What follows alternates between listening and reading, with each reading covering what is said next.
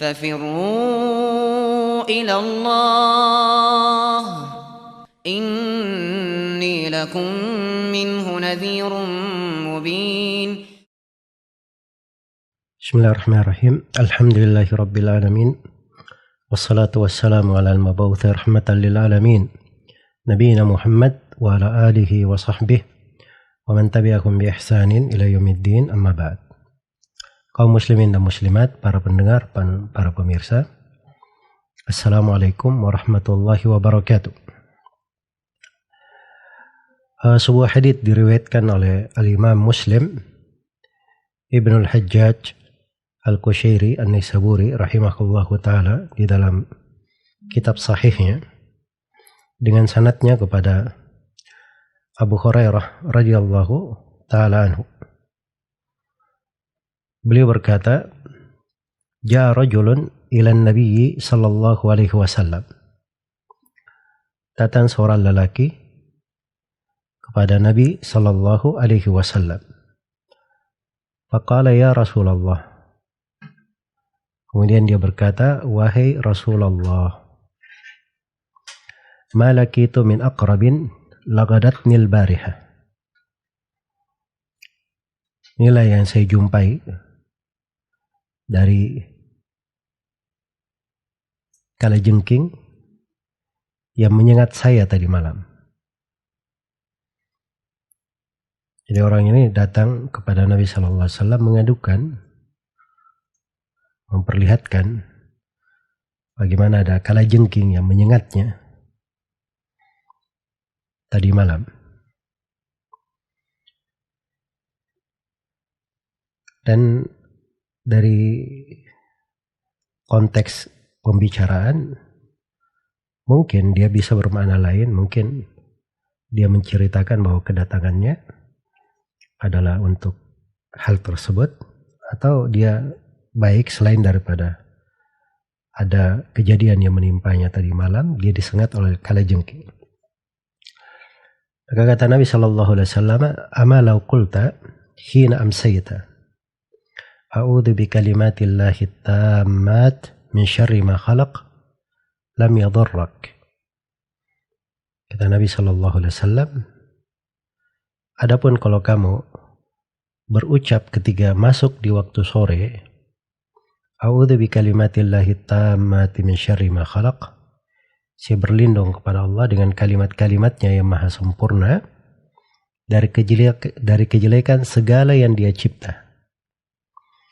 Kalau kamu membaca doa ini, a'udzu bi kalimatillahi tammati min syarri ma khalaq, di sore hari, maka sengatan kalajengking itu tidak akan membahayakan kamu.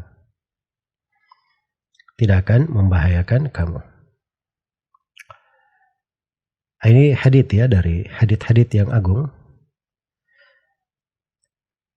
yang menceritakan kepada kita semua bagaimana kondisi dan keadaan para sahabat Rasulullah sallallahu alaihi wasallam bersama Nabi sallallahu alaihi wasallam. Ya, jadi kadang ada hal-hal yang seperti ini, mereka juga datang kepada Nabi minta wejangan, maka Nabi sallallahu alaihi wasallam memberikan petunjuk. Dan petunjuk beliau di sini adalah perlindungan yang melindungi seseorang dari kejelekan, dari bahaya pada makhluk-makhluk, sebagian makhluk yang Allah Subhanahu wa taala ciptakan.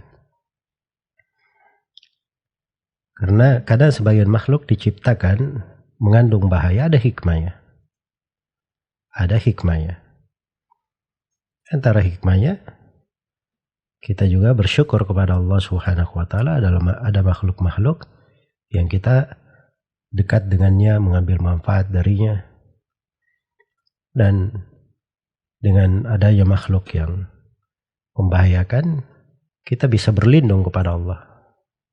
Beribadah kepada Allah dengan berlindung kepadanya.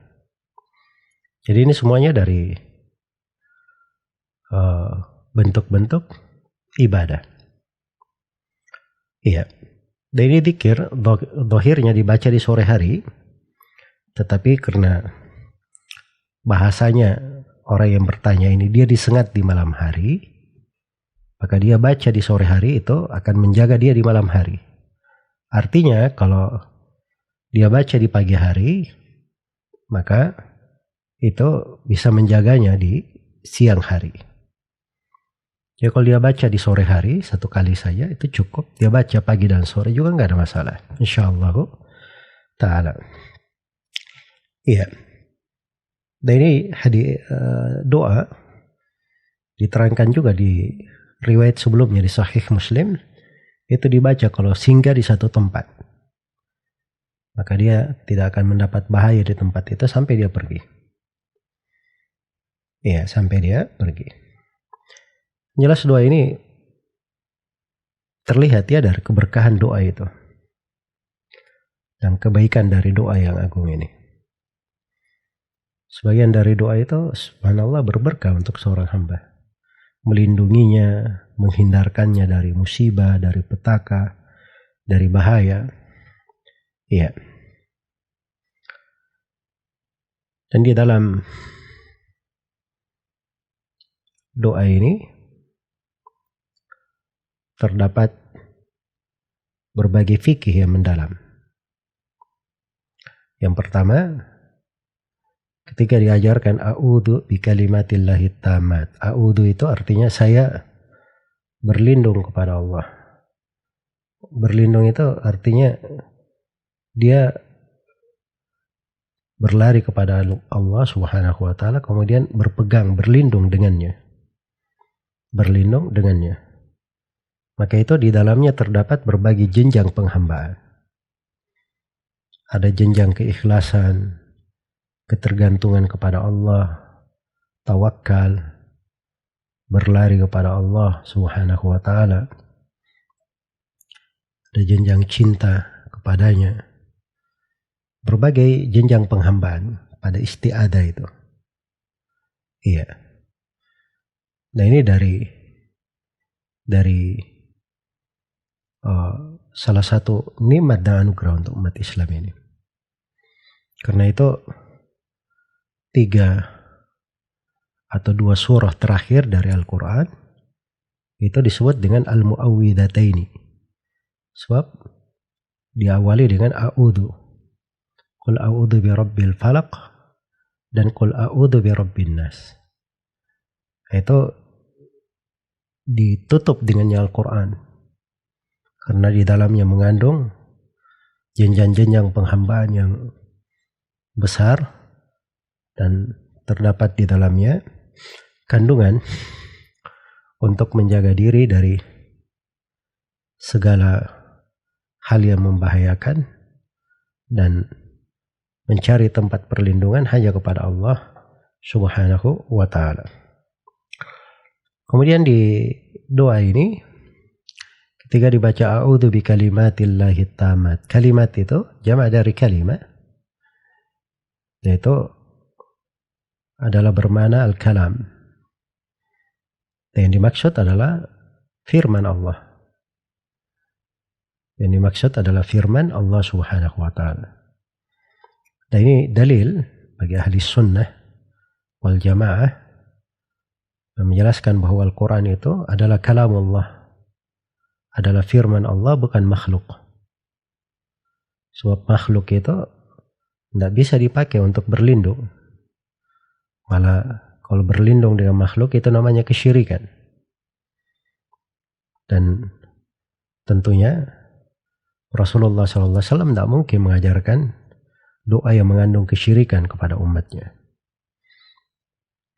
Dan ini bantahan terhadap kelompok Jahmiyah dan siapa yang mengikutinya dari golongan Mu'tazilah, Asy'ariyah dan sebagainya yang mencocoki ucapan mereka di dalam hal itu. Walaupun berbeda lafadznya tapi semakna di dalam keyakinan batir seputar kalam Allah.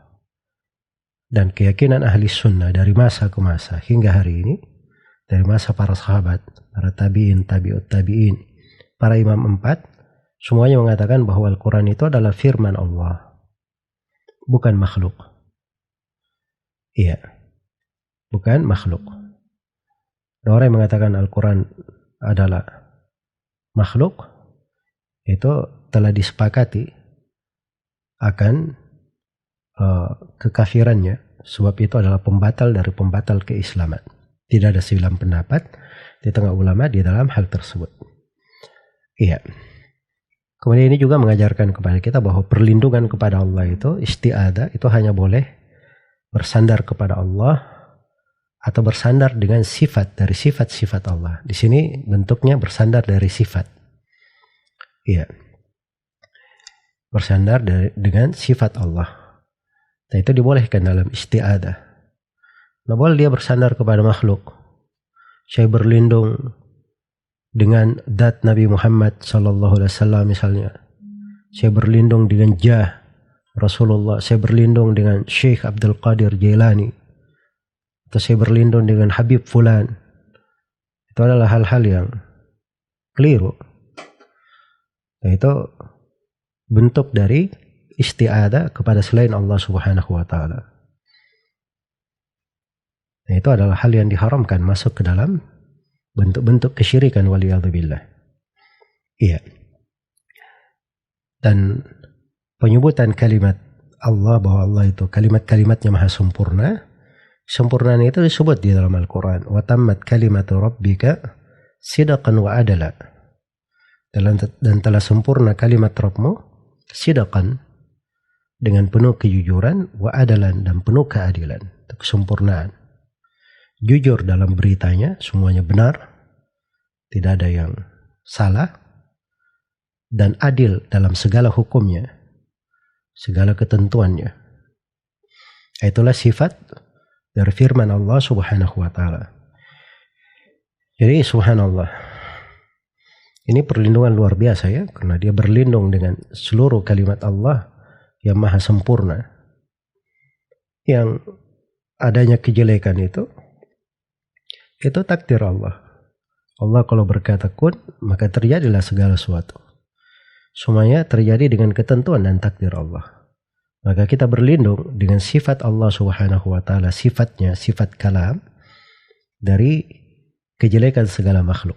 Dari kejelekan segala makhluk. Iya. A'udzu bikalimatillahi tammati. Saya berlindung kepada Allah atau dengan kalimat-kalimatnya yang maha sempurna. Dan ini terdapat keagungan Al-Quran. Karena Al-Quran itu obat. Al-Quran itu pelindung.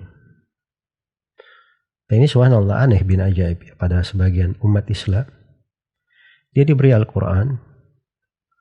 Tapi subhanallah kalau berdoa itu, ya, dia jatuh di dalam hal-hal yang berbau kesyirikan, karena dia berdoa kepada selain Allah, berdoa kepada makhluk yang lemah, makhluk yang banyak kesalahan.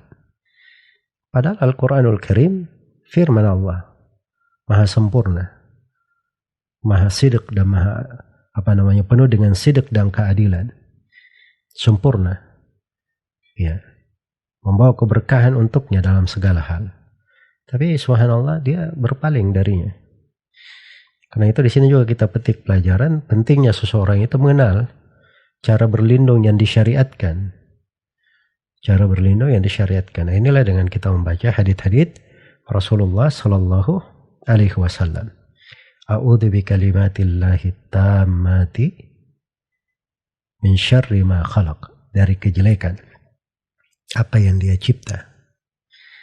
Ya. Apa yang dia cipta. Dibedakan ya antara perbuatan Allah menciptakan dan apa yang diciptakan. Kalau perbuatan Allah menciptakan, semua perbuatan Allah itu baik. Tidak ada yang tidak baik. Karena perbuatan Allah di dalam menakdirkan, menentukan, memutuskan segala perkara, itu semuanya adalah sidq dan adil di sisi Allah Subhanahu wa taala. Ya, ada hikmah di belakangnya. Termasuk kalau misalnya Allah menakdirkan adanya kekafiran, perbuatan Allah menakdirkan adanya kekafiran, itu baik, ada hikmahnya di sisi Allah.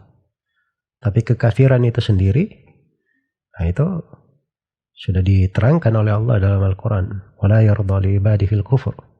Allah tidak ridai kekafiran untuk hambanya. Dan telah diterangkan tentang bagaimana balasan untuk orang-orang kafir kekal di dalam neraka dan sebagainya dari ancaman-ancaman dan hukum-hukum terkait dengan hal itu. Allah menciptakan kalajengking misalnya, nah itu berbahaya, mengandung racun. Iya. Berbahaya, mengandung racun. Tapi perbuatan Allah menakdirkan baik, ada hikmahnya di sisi Allah. Ya, sampai kita lihat misalnya dari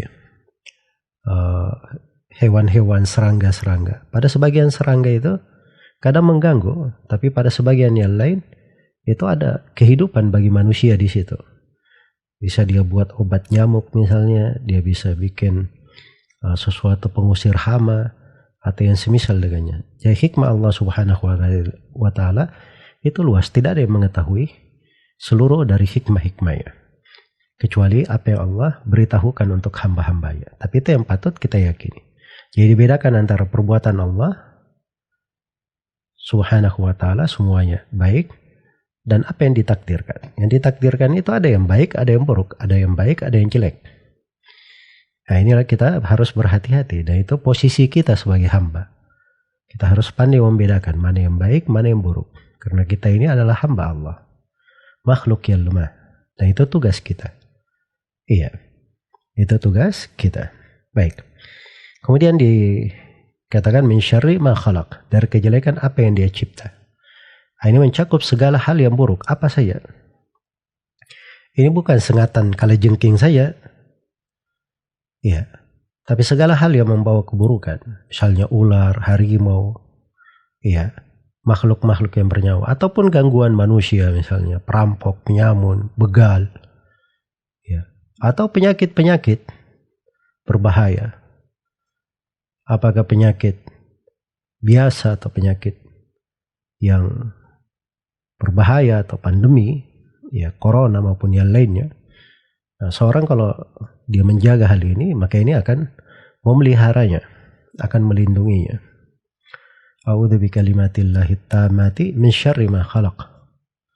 Saya berlindung dengan kalimat-kalimat Allah yang maha sempurna dari kejelekan apa yang dia cipta. Dan ini hal orang yang membaca doa ini dengan mengetahui maknanya, mengimani kandungannya, itu merasakan dari manfaatnya. Itu banyak sekali kejadian-kejadiannya. Ya, di antaranya sebagian ulama ada yang tersengat kalajengking, dia nggak ada pengaruh apapun di tubuhnya karena dia selalu membacanya di sore hari, membaca doa ini di sore harinya. Iya, kayak ini memang subhanallah perlindungan. Seorang itu perlu perlindungan kepada Allah, perlu perlindungan kepada Allah subhanahu wa ta'ala. Bertawakal kepadanya. Selalu dia mencari hal yang menyambungnya kepada Allah dengan doa dan zikir. Hal yang baik. Hatinya itu dekat kepada Allah. Hubungannya dengan Allah itu terjaga. Maka baik pula keadaannya. Yang menjadi masalah kita itu hubungan kita dengan Allah kadang kurang bagus. Kita ada masalah lebih banyak condong kepada selain Allah, walaupun dari sebab-sebab yang dibolehkan, misalnya obat, ke dokter dan sebagainya, betul itu dari sebab-sebab dibolehkan. Tapi kecondongan hati itu harus dipelihara. Hubungan kepada Allah itu harus selalu dijaga. Maka ini doa yang sangat indah karena Nabi SAW berkata kalau dibaca di sore hari maka lam yadurrak. Ya, bahaya apapun tidak akan membahayakan engkau. Tidak membahayakan engkau. Mudah-mudahan ini menjadi bekal yang baik untuk kita semua, khususnya di masa-masa seperti ini. Ya wallahu ta'ala alam.